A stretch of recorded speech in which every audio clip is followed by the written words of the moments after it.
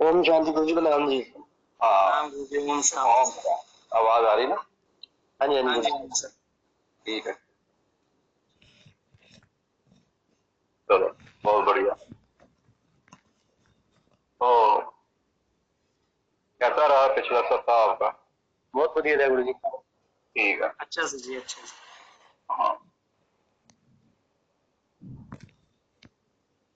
ठीक। तो बात ये हो रही थी, 25वां श्लोक है, अध्याय 4, 25वां श्लोक।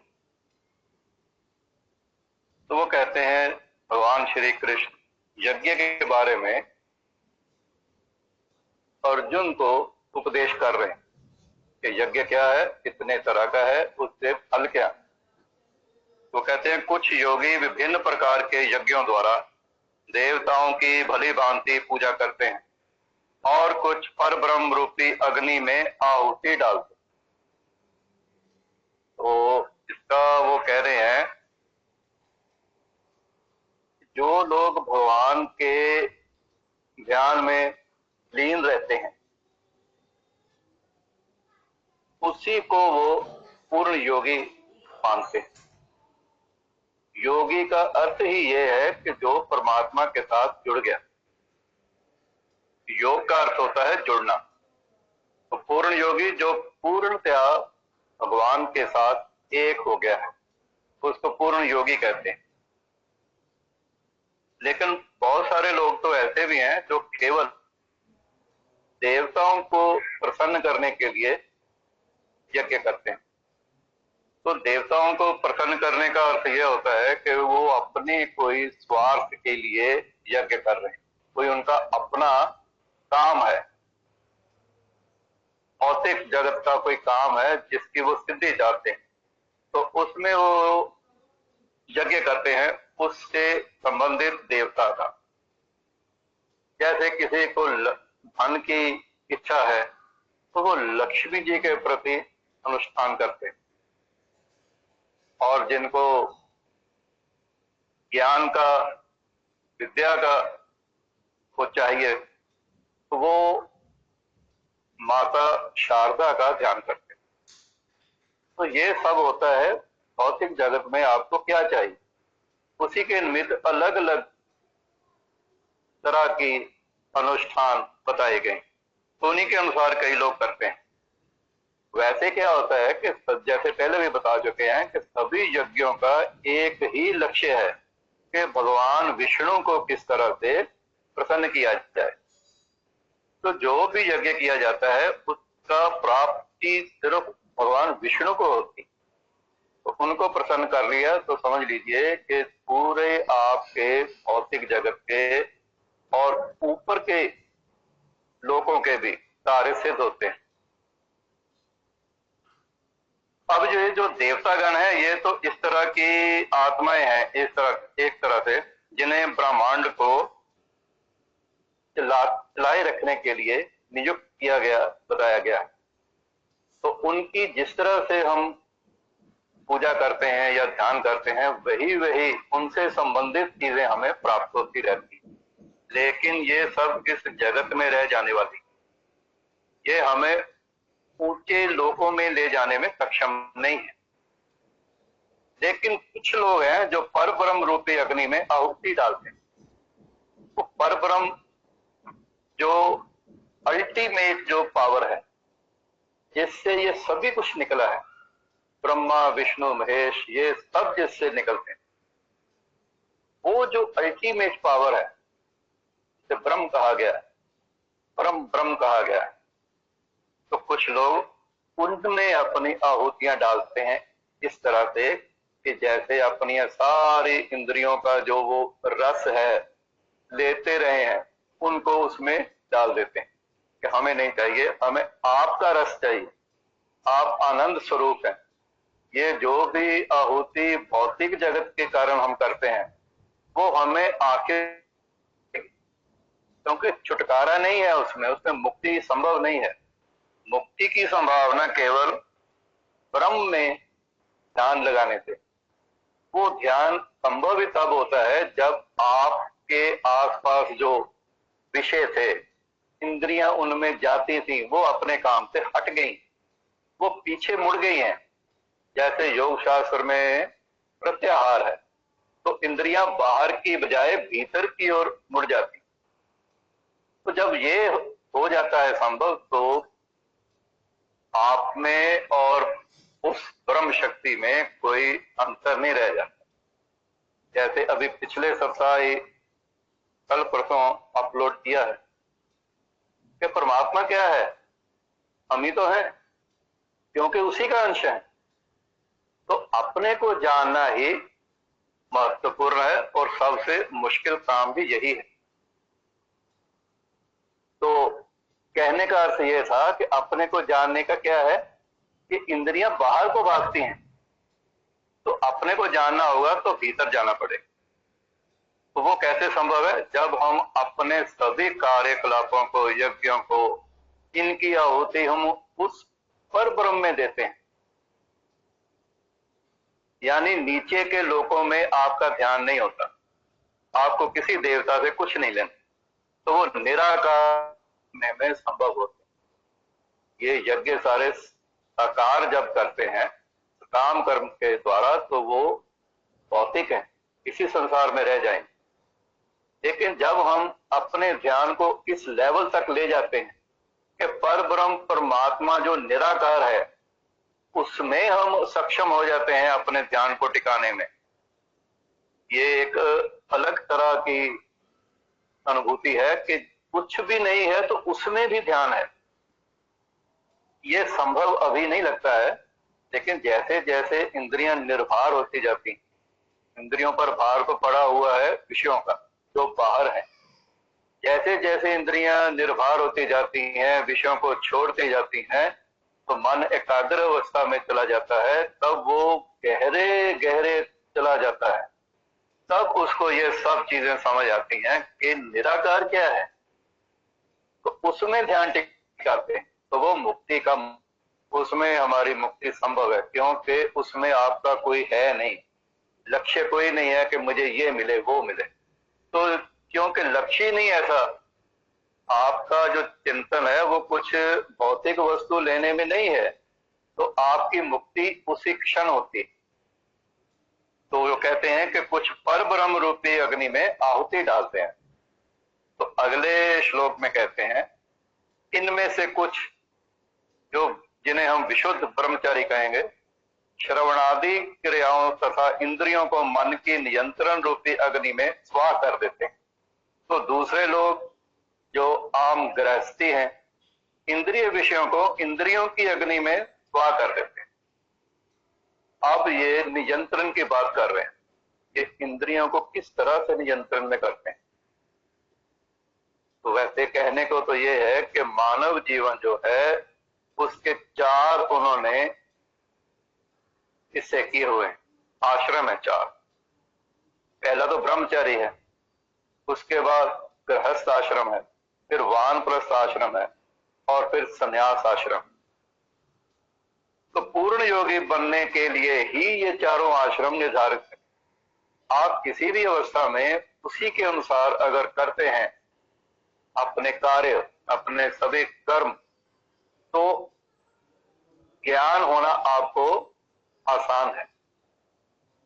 कि जैसे कहा गया है कि ब्रह्मचारी है, जब तक विद्या प्राप्ति का काम है, शादी से पहले तक वो ब्रह्मचारी है, उसमें अपने आप को रोक के रखना है, निरंकुश नहीं होने देना इन इंद्रियों को। वरना तो आप देखें कि कैसे सभी दुनिया, पूरी दुनिया ही करीब करीब इन्हीं इंद्रियों के पीछे भाग रही। वो किसी भी तरह का सुख हो तो उसी के पीछे भागती। क्यों? क्योंकि इस शरीर को अपना मानते हैं कि मैं ये शरीर। लेकिन अगर हम ये जो आश्रम स्थापित किए गए हैं चार, ब्रह्मचारी, गृहस्थ, वानप्रस्थ और संन्यास आश्रम, अगर इनके नियमों के अनुसार चलते तो हम विषय लोलुप नहीं बनते, हम विषयों में फंसते नहीं हैं। क्योंकि मानव जीवन जो है ये ये पशुओं की तरह इंद्रियों का सुख लेने के लिए नहीं है, खाया पिया मैथुन और सो गए, फिर खाया पिया उठे सो गए। ये अपने पशु तुल्य जीवन है। ये पशु तुल्य जीवन के लिए मानव जीवन नहीं मिला है। हम आप ये समझिए कि इतना कि जैसे बहुत बड़ा कोई वाड़ा है, कोई जैसे गौशाला समझ लीजिए, तो चारों तरफ उसके कांटों वाली तार है, वो कहीं से निकल नहीं सकते हैं बाहर, एक ही द्वार है, वहीं से उनका बाहर निकलना हो सकता है। तो इतनी ज्यादा ये हमारे प्राणी हैं, इतनी योनियां हैं, 84 लाख बताते हैं। तो ये समझ लो कि आसपास इनके वाड़ा है इंद्रियों का, ये उनसे नहीं निकल सकते। तो एक ही दरवाजा है, वो मनुष्य जीवन है। मनुष्य जीवन में भी जो संयमित जीवन है, जो धैर्य वाला जीवन, जो परमात्मा को समर्पित जीवन है, वो एक द्वार है, वहीं से मुक्ति संभव है। वरना तो वो कांटों वाली तार लगी हुई है इंद्रियों की, उसी में सब फंसे हुए हैं, बाहर निकलने का कोई मार्ग नहीं है। एक ही मार्ग है, वो मानव जीवन है, मानव जन्म है। और उसमें भी जो परमात्मा के रास्ते पे लग जाते हैं, इंद्रियों के विषयों का भोग इतना नहीं करते हैं, उसमें फंसे नहीं रहते, उनके लिए मुक्ति संभव। तो होता कैसे है? इंद्रियों के जो विषय है वो इंद्रियों के द्वारा स्वा किए जाते हैं। वो कैसे कि इंद्रियां मन में चली जाती, मन बुद्धि में चला जाता, तो ऊपर ऊपर जाते जाते इंद्रियों का कोई विषय ही नहीं रह जाता। सब कुछ सामने होते हुए भी वो उसकी तरफ ध्यान नहीं जाता। वो बिल्कुल करीब करीब इस तरह ही हो जाता है जैसे एक हलवाई है, चारों तरफ मिठाई पड़ी है, लेकिन उसका उसमें मन ही नहीं। वो पूरे शहर को मिठाई बेचते हैं, लेकिन खुद नहीं खाते हैं। तो ये जो संयमित जीवन भी है, ये इसी तरह का है। सभी विषय है आसपास, लेकिन इंद्रियां उनकी तरफ जाती नहीं, क्योंकि परमात्मा का रस मिल गया है, किसी गुरु का सानिध्य मिल गया है। वो आनंद को प्राप्त किसी व्यक्ति के संपर्क में आ गए। तो इस तरह से उनका जो जीवन है वो संयमित जीवन होता है। विषय रूपी जो पाप है उसको वो इंद्रियों के द्वारा ही स्वा कर दिया जाता है, यानी इंद्रियां उनमें जाती ही नहीं। तो वैसे जो ज्ञान है वो श्रवण के द्वारा सुनता है, हम समझते हैं। कोई बोलेगा तो हम सुनेंगे। तो बहुत सारे लोग सुनने से भी इस रास्ते पे आ जाते, क्योंकि बहुतों को तो सुनने को भी नहीं मिलता कि परमात्मा का ज्ञान क्या है। तो कुछ लोग जो पुण्यशाली होते हैं वो सत्संग करते हैं। उस सत्संग के द्वारा वे क्या होता है कि वो सुनते हैं, महापुरुषों के वचन सुनते हैं। उस सुनने के द्वारा उनका जीवन बदलता है। क्यों? क्योंकि उनकी सोच भी बदलती है। जो सुनते हैं उसके ऊपर वो अपना फिर कार्य करते हैं, तो उसके द्वारा वो अपने मुक्ति का मार्ग सुदृढ़ करते हैं। तो सुनने से भी, यानी सत्संग करने से भी आपको भगवान के प्रति प्रेम पैदा होता है। तो आगे श्लोक में कहते हैं कुछ और दूसरे भी हैं जो मन और इंद्रियों को वश में करके आत्म साक्षात्कार करना चाहते हैं, संपूर्ण इंद्रियों तथा प्राण वायु के कार्यों को संयमित रूप मन रूपी अग्नि में आहुति कर देते हैं। तो वो कहते हैं कि बहुत सारे लोग ऐसे भी हैं और भी हैं जो मन और इंद्रियों को वश में करना चाहते हैं। क्यों? क्योंकि उसके द्वारा मन और इंद्रियों को जब वश में करते हैं कि उससे क्या होता है, उसके द्वारा आप आत्म साक्षात्कार करते हैं। देखिए, ये जो मन है ये बाहर की ओर भागता है इंद्रियों के साथ, लेकिन जैसे योग शास्त्र में बताया था कि एक ऐसा भी समय आता है योग मार्ग पर चलते हुए जब ये इंद्रियां अंतर्मुख होती, ये बाहर के विषयों से उदासीन हो जाती, तो ये अपने अंदर जाती, तो वो कैसे होता है कि मनुष्य तब मौन हो जाता, साइलेंट। साइलेंट का अर्थ वो इतना नहीं बोलता, वो जरूरत के मुताबिक ही बोलता है जिससे उसका काम चल जाए, तो वो साइलेंस में चला जाता है। उस साइलेंस में वो जैसे एक बार बताया था कि गहरे मौन में ही उच्चतम रहस्य प्रकट होते हैं। वो क्यों? क्योंकि मन में ही प्रकट होने, तो मन रहता है बाहर इंद्रियों के साथ विषयों में, तो वो जो रहस्य हैं जो हमें उन्नति के मार्ग पर ले जाने वाले हैं, उसकी तरफ तो ध्यान ही नहीं जाता क्योंकि मन बाहर है। तो योग शास्त्र का जो 5वां था अंग, अष्टांग योग का 5वां जो है वो है कि प्रत्याहार। प्रत्याहार का अर्थ होता है कि पीछे को मुड़ना है, तो इंद्रियां पीछे को मुड़ती तो वो भीतर जाती, भीतर मुड़ते ही अपना साक्षात्कार होता है कि हम हैं क्या। तो पहले तो अपनी भौतिक स्थिति हमें समझ में आती। भौतिक स्थिति से क्या अर्थ है? 99.999% लोग इस शरीर को ही अपना आप मानते हैं कि मैं ये शरीर ही, लेकिन वो जो 0.001% है, वो जब इंद्रियों को पीछे लौटाते हैं उनको ये समझ आता है कि ये शरीर मैं नहीं। ये आत्म साक्षात्कार की पहली सीढ़ी, जब आप ये जान जाते हैं कि ये शरीर मैं नहीं हूं, मैं तो इसमें रहने वाला हूं, जब मैं निकल जाऊंगा तो शरीर यहीं रह जाने वाला, इसको लोगों ने जला देना है, लेकिन मैं जो निकल जा रहा हूं उसको ना वायु उड़ा सकती है, ना जल गीला कर सकता है, ना अग्नि जला सकता, कुछ नहीं कर सकता, मैं वो हूं। ये चीजें आत्म साक्षात्कार की ये तभी संभव है जब आप बाहर के विषयों से भीतर जाने में सक्षम हो। तो वो होते हैं कई लोग सुनने के द्वारा सत्संग में जाते हैं, कुछ लोग ध्यान के द्वारा, और कुछ लोग अपने मन और इंद्रियों को वश में करते, ये इधर उधर जाने नहीं देते। और फिर क्या करते हैं कि संपूर्ण इंद्रियों तथा प्राण वायु के कार्यों को संयमित करते और मन रूपी अग्नि में आहुति करते। ये पतंजलि योग मार्ग है। ये जो वो बोल रहे हैं ये योग मार्ग के बारे में बोल, कि संपूर्ण इंद्रियां और प्राण वायु के कार्यों को संयमित मन रूपी अग्नि के द्वारा स्वा कर दिया जाता है। इंद्रियों को किस तरह से करते हैं?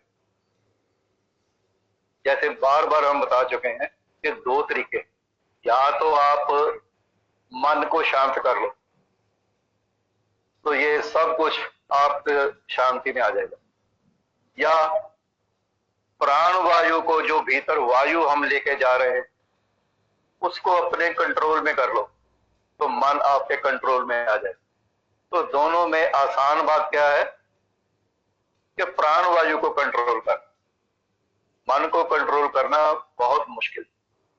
प्राण वायु हठ योग के अंदर आता है, तो इसमें वो जो है रेचक जब बाहर निकालते हैं सांस, पूरक जब भरते हैं सांस, कुंभक जब अंदर रोकते हैं सांस, तो ये 3 चीजें हैं, ये प्राणायाम का आधार है। इसके द्वारा क्या होता है? इसके द्वारा हमारी सांस जो है वो संयमित हो जाती है, वो अपने कंट्रोल में आती है, वो अपने आप चलने वाली चीज नहीं रह जाती। अपने आप वो कैसे चलती है? जब गुस्सा आ जाता है तो आप देखिए सांस कैसे चलती है, वो छोटी होती, बहुत छोटी सांस होती है, वो ये गले तक की तकलीफ आती है, यहीं से वापस चली जाती, वो भीतर पूरी जाती ही नहीं। तो उससे क्या होता है? ऑक्सीजन की कमी होती है ब्रेन में। तो जब ब्रेन में कमी होती है तो समझने की शक्ति आपकी समाप्त हो जाती है। तो प्राणायाम के द्वारा हम सांस को अपने नियंत्रण में करते।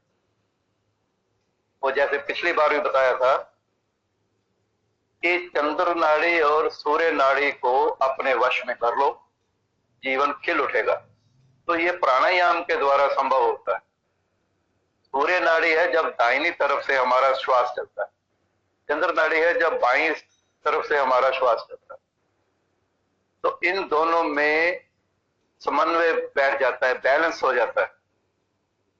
आपको पिछली बार बताया था कि जब आपका शरीर रूपी ये जो मशीन है ये बिल्कुल ये टॉप कंडीशन में होती है, तब आधा आधा घंटे के लिए बायां स्वर यानी बाएं नथुने से सांस चलती है, फिर अपने आप ही बंद होकर दाहिने से चलती है और आधे शरीर में ही पसीना आता है, दूसरा आधा सूखा होता है और आधे घंटे बाद ये वाला सूख जाता है तो इधर वाले में पसीना आना शुरू होता है गर्मी में।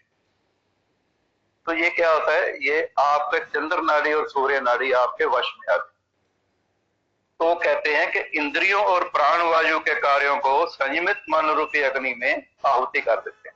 जब इस तरह की आपकी हो जाती है स्थिति कि चंद्र नाड़ी और सूर्य नाड़ी आपके बैलेंस हो गई, तो ये जो इंद्रियां बाहर को भागती थी ये रुक जाती।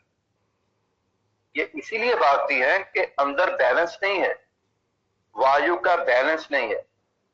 वो जितने जितनी देर के लिए एक स्वर चलना चाहिए वो नहीं चलता, तो उसके द्वारा अंदर खलबली होती है। वही खलबली हमें बाहर को जाने को मजबूर करती है। तो जब ये मन संयमित हो जाता है, अपने कंट्रोल में आ जाता है प्राण वायु के द्वारा उसको संयमित करते हुए, तब ये जो विषय को पीछे भागने वाली इंद्रियां थी वो अपना कार्य छोड़ देती। तो आगे करते हैं, वो कहते हैं कि कठोर व्रत अंगीकार करके कुछ लोग अपनी संपत्ति का त्याग करके, कुछ कठिन तपस्या द्वारा, कुछ अष्टांग योग पद्धति के अभ्यास द्वारा अथवा दिव्य ज्ञान में उन्नति करने के लिए वेदों के अध्ययन द्वारा प्रबुद्ध बनते हैं। ये 28वां श्लोक है 4थे अध्याय का। इसके द्वारा वो कह रहे हैं कि कुछ लोग ऐसे फिर हो जाते हैं जिनको परमात्मा की लगन लग गई। लगन क्यों लगती है? कि संसार में कुछ उनको सार मिलता नहीं है, संसार में वो केवल दुख ही दुख देखते हैं, तो इससे उदासीन हो जाते हैं। तो वो फिर क्या करें? ये देखिए, ये जो चल रहा है वेस्ट में और हमारे ईस्ट में, ये क्या है? उधर सब कुछ है, सभी सुख साधन है, लेकिन ये समझने वाली बात है जब आपके पास सब कुछ है तो आपके मन की स्थिति क्या होगी? कि जैसे बाहर गर्मी है तो आपके लगे हुए हैं एसी, उधर आपको गर्मी का आभास ही नहीं है। बाहर सर्दी है, आपके अंदर हीटर चल रहे हैं, आपको सर्दी का आभास ही नहीं है। आपको कोई चीज चाहिए, एक बेल बटन दबाते हैं वो चीज हाजिर हो जाती है। ये इतनी खतरनाक स्थिति है कि जिसके पास ये हो जाता है ऐसा, वो इस संसार से वो भी उदासीन हो जाता है, क्योंकि उसको करने के लिए कुछ है नहीं, उसके लिए करने के लिए बहुत सारे बैठे हैं। वो खुद क्या करे? वो उनके पास ये रास्ता नहीं। तो ये रास्ता हमारे पास है, हमारी संस्कृति में। कि ये क्या करें फिर? जिनके पास सब कुछ आ गया वो क्या करें? वो फिर भगवान के रास्ते पर चले। इसीलिए आपको पता है कि हमारे देश में सदियों सदियों से ये परंपरा रही है कि धनाढ्य लोग, अमीर लोग आम जनों के लिए कुएं खुदवाते थे, धर्मशाला बनवाते थे, और भी उनके लिए ये भंडारे लगाते थे। वो क्यों लगाते थे? कि उनको और कुछ करने के लिए है नहीं, तो मन की शांति कैसे होती है? फिर उनको मन की शांति होती है जब वो कुछ त्याग करते हैं। तो फिर वो क्या करते हैं? कठोर व्रत लेते हैं। तो कहते हैं कठोर व्रत अंगीकार करके कुछ लोग अपनी संपत्ति का त्याग कर देते हैं। इस संपत्ति के लिए सारी दुनिया भाग रही है पीछे, वो जब उनको मिल जाती है तो फिर वो क्या करें? तो फिर उनको कुछ और चाहिए, ऊपर की चीज जो इस संपत्ति से भी ज्यादा आनंद है। तो वो तो फिर परमात्मा के आनंद में ही है। तो वो इस अर्जित की हुई संपत्ति का त्याग कर देते हैं ये विरले होते हैं लोग, लेकिन वो होते हैं, वो अपनी संपत्ति का त्याग कर देते हैं। तो कुछ कठिन तपस्या के द्वारा वो एक टांग पर खड़े रहते हैं, वो कठिन तपस्या करते, अपने बालों को ऊपर बांध के खड़े रहते, ये होता है। तो कई लोग अपने नाखून नहीं काटते, वो बढ़ते जाते हैं, उनके अपनी लंबाई से ज्यादा उनके नाखून होते। कुछ लोग सिर को नहीं धोते हैं तो जटाएं बना लेते हैं। तो ये होती है कठिन, ये कठिन तपस्या होती है। गर्मी सर्दी का ध्यान किए बिना आप ध्यान में बैठे रहते हैं, ये कठिन तपस्या। तो कुछ लोग इसमें चले जाते, तो कुछ अष्टांग योग पद्धति के अभ्यास द्वारा दिव्य ज्ञान की प्राप्ति करते। अष्टांग योग, वो जो पतंजलि महाराज का हमने योग शास्त्र ये पिछले साल किया है पूरा, उसकी बात कर रहे हैं। कुछ लोग उसमें दिखाए हुए मार्ग के द्वारा अपने जीवन को ऊपर उठाते हैं। इस युग में महात्मा गांधी ही एक हैं जिन्होंने अष्टांग योग का अपने जीवन में उतारा किया। तो वो जो 8 अंग है उसके द्वारा उन्होंने अपने जीवन को बदला। और यही एक रहस्य है कि आप अपने जीवन को बदलते हैं तो आपके आसपास के लोगों का जीवन बदल जाता है। आपका अपना जीवन जिस तरह का संयमित होगा तो आपके आसपास रहने वाले लोग भी उसी तरह से संयमित जीवन ही जिए। तो महात्मा गांधी जी ने सत्य का, अहिंसा का, ब्रह्मचर्य का, इन चीजों का, संतोष का, इन चीजों के ऊपर अपना ध्यान केंद्रित करके अपना जीवन बदला। उससे उन्होंने पूरे देश का जीवन बदल दिया। वो लोग जो गुलामी की जंजीरों में जकड़े थे 1000 साल से, उनको छुड़वाने के लिए मन तैयार किया उन्होंने, वो सभी लोग इकट्ठे हो गए। तो ये कैसे संभव होता है? जब आप अपने जीवन को संयमित करते। अगर आप लीडर हैं तो अपने जीवन को संयमित करें। संयमित करने से ही आपके साथ जुड़ने वाले सभी लोग संयमित हो जाते हैं। जैसे एक चुंबक कहीं रख दिया जाए, इधर उधर बेतरतीब जो वकील पड़े हुए हैं वो अपने आप लाइन में हो जाते हैं। तो ये होता है उनका जो योग पद्धति के द्वारा जीवन को चेंज करना चाहते हैं। और बहुत सारे लोग तो वेदों के अध्ययन के द्वारा अपने आप को दिव्य ज्ञान उपलब्ध करवाते हैं। तो ये जो है अपना जीवन जो है वो सुखों का ऐसा परित्याग जो होता है, अपने जीवन में जो भी सुख है उसको आप त्यागते हैं, वो तपो में यज्ञ कहलाता है। वो आपका तप है, तो वो भी यज्ञ है। किसके प्रति? उस सुप्रीम पावर के प्रति जिसने आपको ये सब कुछ दिया था। वो इतनी मात्रा में दे दिया कि आप इससे उचाट हो गए हैं, भोग लिया। अब आप, वो कहता है कि फिर आप मेरी तरफ आ जाओ, तो फिर वो उस परमात्मा की तरफ चलते हैं। तो लोग क्या करते हैं? वैदिक साहित्य पढ़ते हैं, वैदिक लिटरेचर पढ़ते हैं, उपनिषद पढ़ते हैं, वेदांत सूत्र पर ध्यान करते हैं। तो वो कहते हैं कि वेदों के अध्ययन के द्वारा भी दिव्य ज्ञान को प्राप्त होते हैं। 29वां श्लोक बोलते हैं, अन्य लोग भी हैं जो समाधि में रहने के लिए श्वास को रोके रहते हैं।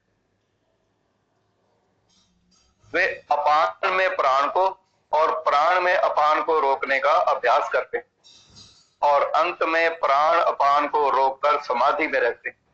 अन्य योगी कम भोजन करके प्राण की प्राण में ही आहुति देते हैं। तो ये बहुत रहस्यपूर्ण श्लोक है।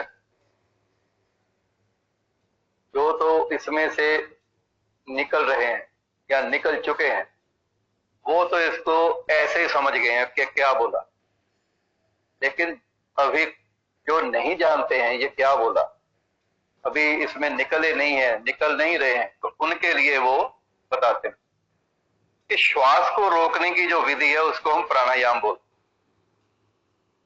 शुरू में तो हठ योग के विभिन्न आसनों के द्वारा इसको हम साधते हैं।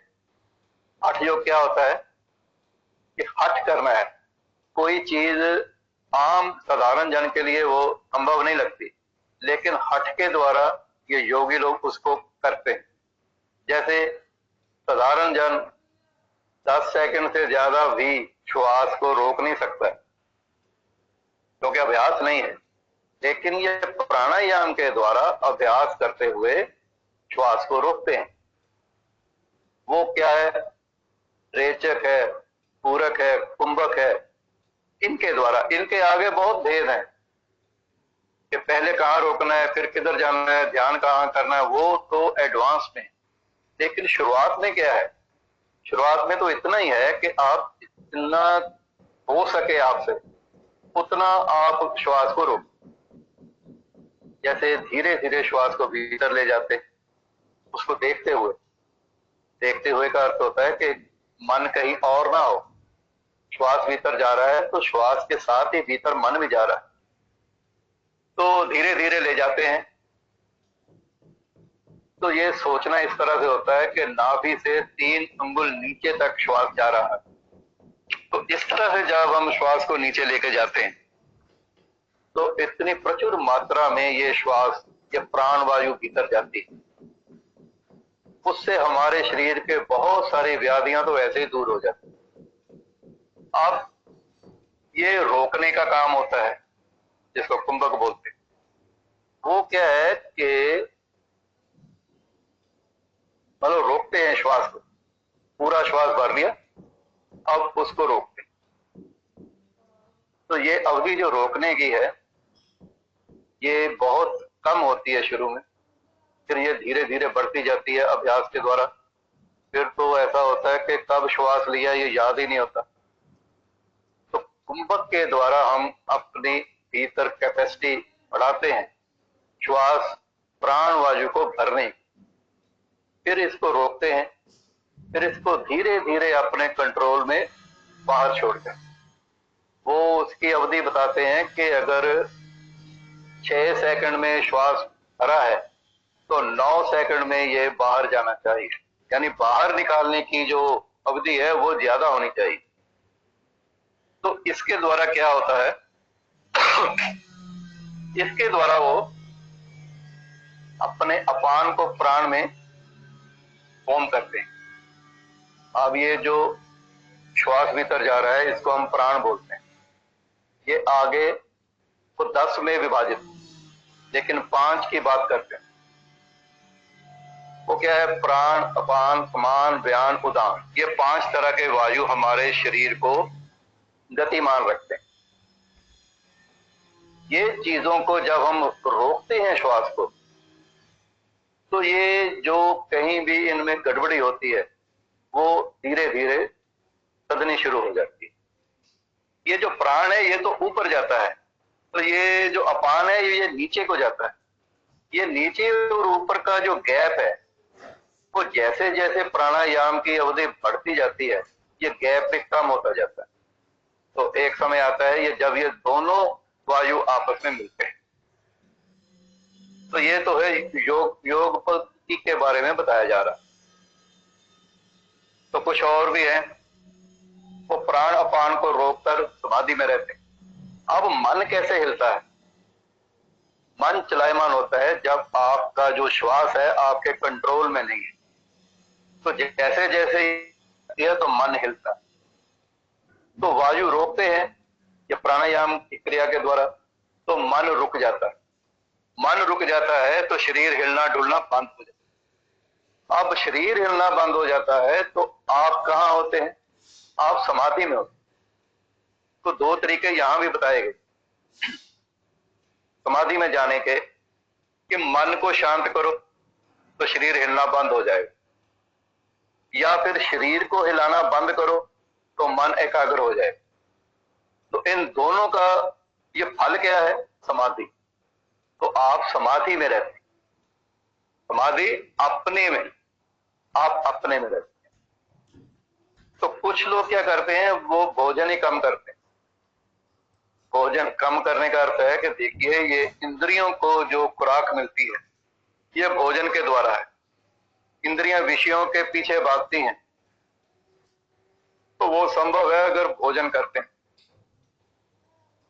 जितना भोजन ज्यादा करेंगे ये इंद्रियां उतनी सशक्त होती, ये उतना ही बाहर को भागती। तो योगी लोग, कुछ लोग क्या करते हैं कि भोजन की मात्रा कम कर देते हैं। कि जब उनको शक्ति नहीं मिलनी तो उन्होंने करना क्या है। लेकिन ये इतनी अच्छी स्थिति नहीं होती। ये तो वही बात हुई कि आपने किसी बिल्कुल मार ही दिया तो वो करेगा क्या। मजा तो तब है कि वो करने में सक्षम हो सब कुछ और कुछ ना करे, तो उसको हम कहते हैं समाधि। तो लेकिन जो व्यक्ति भगवान की निश्चल भक्ति में लगा रहता है वह प्रकृति के गुणों को लांघ जाता है। ये सब जो वो कह रहे हैं कि प्राणायाम के द्वारा समाधि में जाइए, वो क्या होता है कि इससे जो 3 गुण बताए गए हैं उन गुणों से हम ऊपर उठ जाते हैं। सत, रजस और तम, ये 3 गुण हैं। इन्हीं के द्वारा सारा संसार और पूरी सृष्टि गतिमान। लेकिन जो परमात्मा की निश्चल भक्ति में लगा रहता है वो इन गुणों के ऊपर उठ जाता है, फिर ये उनके द्वारा आंदोलित नहीं होता। इसका मन संयमित हो जाता है, जीवन संयमित हो जाता है। तो 30वां श्लोक बोलते हैं, ये सभी यज्ञ करने वाले यज्ञों का अर्थ जानने के कारण पाप कर्मों से मुक्त हो जाते हैं और यज्ञों के फल रूपी अमृत को चखकर परम दिव्य आकाश की ओर बढ़ते जाते हैं। तो ये यज्ञ करने का फल बताया जा रहा है। ये जो पिछले श्लोकों में लगातार बता रहे हैं, इनको यज्ञ की संज्ञा दी गई कि ये यज्ञ ही है। आप समाधि में है वो यज्ञ। क्यों? क्योंकि इंद्रियों की आहुति हो रही है। तो अगर आप प्राणायाम कर रहे हैं तो वो भी यज्ञ है, क्योंकि उसमें आपके वायुओं के द्वारा इंद्रियों की आहुति की जा रही है। तो ये जो सभी तरह के यज्ञ हैं, जो इनका वो कह रहे हैं कि अर्थ जानते हैं कि इससे क्या हासिल होगा, वो पाप कर्मों से मुक्त हो जाता है। क्योंकि जो इन यज्ञों में लग जाता है उसकी इंद्रियों के द्वारा पाप कर्म होते ही नहीं, वो संभव ही नहीं होते। उनकी स्थिति ऐसी होती है जैसे बताया है कि हलवाई बैठा है पूरी मिठाइयों के बीच में, लेकिन वो उसकी तरफ, खाने की तरफ ध्यान नहीं जाता है। तो ये लोग भी इसी तरह के हो जाते हैं कि समस्त तरह के विषय आसपास मंडराते हैं, लेकिन ये उनकी तरफ जाते ही नहीं। और यज्ञों के फल रूपी अमृत को चख कर ये जो यज्ञ का फल मिलता है वो दिव्य ज्ञान है। उस ज्ञान का जो आनंद है वो अनोखा है, वो अलग है। वो संसारिक सभी तरह के अनंत तो होता नहीं संसार में, सभी सुखों से बहुत बहुत गुना ऊपर होता है।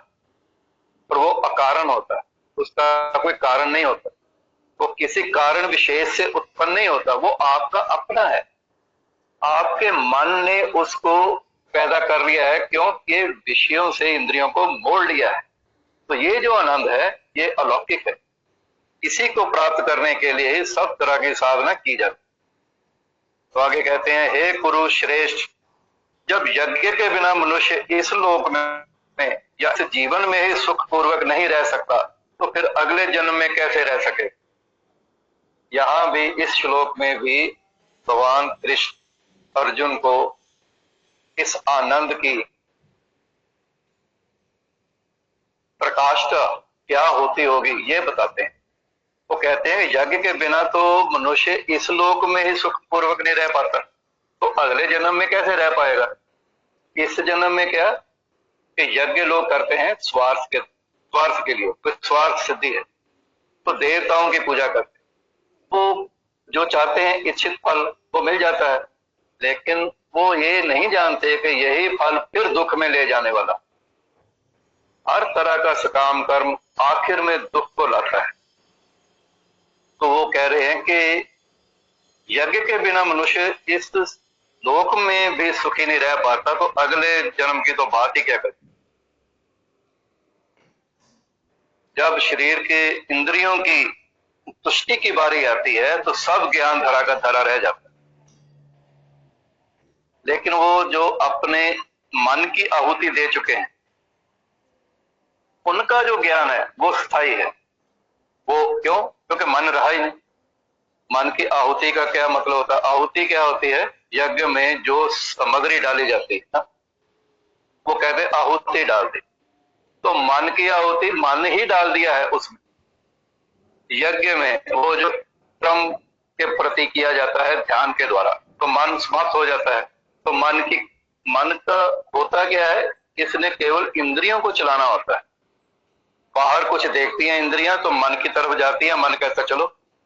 तो ये संसार का व्यापार इसी तरह से चलता। तो मन की आहुति हो जाने से इसका व्यापार खत्म हो जाता। तो आगे कहते हैं ये विभिन्न प्रकार के यज्ञ वेद सम्मत हैं और ये सभी विभिन्न प्रकार के कर्मों से उत्पन्न है। इन्हें इस रूप में जानने पर तुम मुक्त हो जाओ। तो कहते हैं कि जैसा पहले भी बताया जा चुका है भाई कि वेदों में क्या लिखा है कि कर्ता वेद है। तो करने वाला कौन है? करने वाले के ऊपर डिपेंड करता है कि उसका फल क्या आने वाला है। तो कर्ता क्या है? तो करने वाला कौन है? नेगेटिव माइंडेड है तो नेगेटिव फल ही आएंगे। वो पॉजिटिव माइंडेड है तो पॉजिटिव फल आएंगे। वो नेगेटिव पॉजिटिव से रहित है तो परमात्मा को उपलब्ध हो जाएगा। यानी ये तीन चीजों के द्वारा ही सारे यज्ञों का फल बता रहे हैं। तो हे परंतप, द्रव्य यज्ञ से तो ज्ञान यज्ञ श्रेष्ठ है। हे पार्थ, अंत तो गत्वा सारे कर्म यज्ञों का अवसान दिव्य ज्ञान में होता है। तो 33वें श्लोक में भगवान कहते हैं कि हे परंतप, हे अर्जुन, ये जो द्रव्य यज्ञ है, द्रव्य यज्ञ होता है जो मटेरियल के द्वारा संपन्न किया जाता है, आहुति डालते हैं, उससे ज्ञान यज्ञ श्रेष्ठ है। वो जो ज्ञान का यज्ञ किया करी, इसमें दूसरी आहुतियां नहीं डालते हैं, भौतिक नहीं होती। वो मन को आहुत कर, मन कर दिया जाता है पर ब्रह्म में, वो श्रेष्ठ है। और फिर कहते हैं आखिर में तो सभी जितने भी कर्म यज्ञ किए जाते हैं उनका समापन कहाँ होता है? वो तो दिव्य ज्ञान में होता है। वो तो ज्ञान को ही उपलब्ध होता है करने वाला। मतलब कुछ भी आप करते हैं उसका फल क्या है? दिव्य ज्ञान, अलौकिक ज्ञान, अपना ज्ञान, उस पर ब्रह्म का ज्ञान, वो क्या है, कैसे है, उसका तत्व ज्ञान। सभी यज्ञों का यही इच्छित होना चाहिए। तो ये कह रहे हैं। तो कहते हैं तुम गुरु के पास जाकर सत्य को जानने का प्रयास करो। अब ये उसको उपदेश कर रहे हैं, निर्देश कर रहे हैं कि भाई ये जो ज्ञान में भर रहा हूं, तुम गुरु के पास जाओ, वो आपको सत्य के बारे में वो जना देगा, आपको बता देगा, वो सत्य के मार्ग पर आपको ला देगा।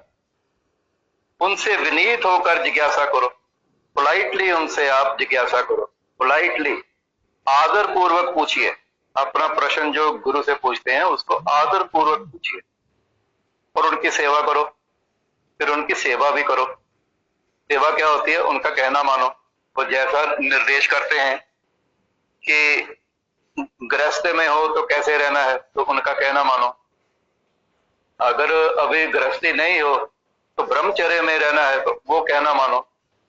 इसी तरह से जैसा गुरु उपदेश करे उसको मानो। तो उससे क्या होता है? आपको आत्म साक्षात्कार का रास्ता मिल जाएगा। वैसे क्या होता है आजकल उल्टा है प्रोग्राम। एक संत बता रहे थे कि अपने चेलों की क्या बात करें। एक चेला कहते मेरे पास कमरे में आया, थोड़ी देर बैठा, फिर बोला कि गुरुजी जरा वो पानी का गिलास तो देना, मैं पानी पीना है। तो वो कहते हैं देखो इन शिष्यों को ये नहीं पता है कि गुरु के सामने बैठना कैसे है, गुरु से पूछना कैसे है, उससे बात कैसे करनी। गुरु को पानी पिलाने से जो आपको प्राप्त होना है, उनसे पीने से इस तरह से बात करने से वो पिला देंगे, ऐसी कोई बात नहीं। लेकिन आपके मांगने का ढंग क्या है, उससे आपका फायदे की जगह नुकसान होने की संभावना ज्यादा है। पुराने जमाने में जो ऋषियों के पास लोग जाते थे ज्ञान प्राप्त करने, वो पहले तो उनके हाथ में समिधा होती थी। वो समिधा होती है कि गुरु वहां यज्ञ करते रहते थे, उनमें डालने वाली आहुति सामग्री पहले तो वो उनके हाथ में होती थी। फिर वो साष्टांग उनके आगे प्रणाम करते थे।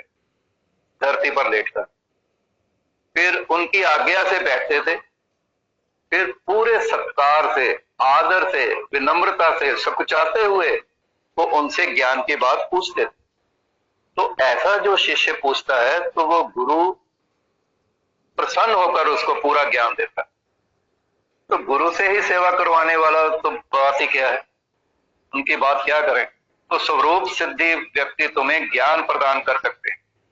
वे लोग जिन्होंने आत्म साक्षात्कार कर लिया है वो तुम्हें भी स्वरूप सिद्धि की ओर ले जाएंगे, आपको भी आत्म साक्षात्कार करवा देंगे, क्योंकि उन्होंने सत्य का दर्शन किया है, क्योंकि वे सत्य को जान चुके। वो जो सत्य को जान चुके हैं वही किसी को सत्य के बारे में बता सकते हैं, लेकिन वो सुनने वाला तभी उसको समझ पाएगा जब वो इस तरह से गुरु के पास जाएगा, विनम्रता से, पोलाइटली, आदर से, तब वो जो ज्ञान गुरु बोलेंगे वो उसके जीवन में प्रकाश करेगा, उसको रास्ता दिखाएगा आगे कि परमात्मा को किस तरह से जानना है। तो ये उन्होंने गुरु और शिष्य का भी बताया है कि शिष्य को किस तरह से गुरु के पास जाना चाहिए। तो आज का हम यहीं तक रोकते हैं काम, तो अगले रविवार को फिर मिलेंगे। अभी तक कोई जिज्ञासा हो आपको तो आप पूछ सकते हैं। हरिओम।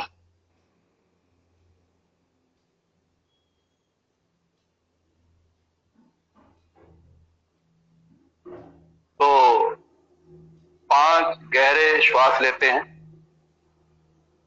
3 बार ओम बीज मंत्र का उच्चारण करेंगे, फिर ध्यान में उतरेंगे। तो पहले 5 गहरे श्वास लेते हैं।